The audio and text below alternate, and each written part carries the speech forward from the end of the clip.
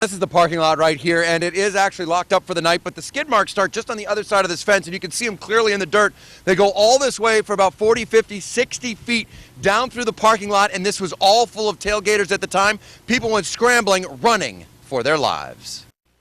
I mean, you could see the path of destruction coming in. They were kind of just pinballing off each, like one hit the other. We just thought it was an accident, but then you see all the people laying on the ground over there. It was horrible. Police say a U-Haul loaded with kegs accelerates out of control in the Yale parking lot and plows into a crowd of tailgaters.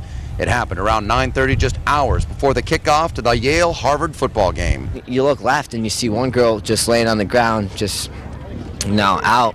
Yeah, and it wasn't even that, they didn't even start doing CPR yet. I mean, she was just out there, and then there was another guy on the ground. He was moving though, and then there was another person. Ambulances started lining up to take away the injured.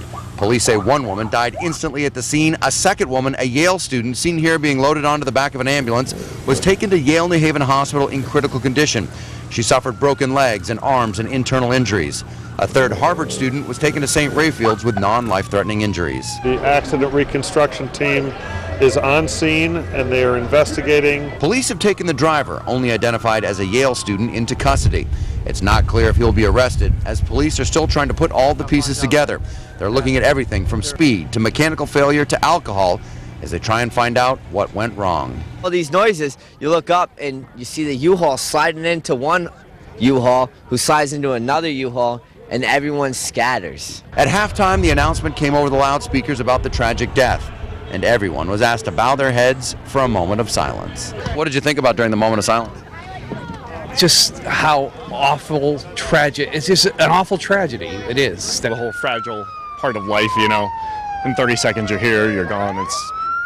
It's very upsetting. So, And to see a young college student like that, I thought of my kids. They're at college, they're having a good time.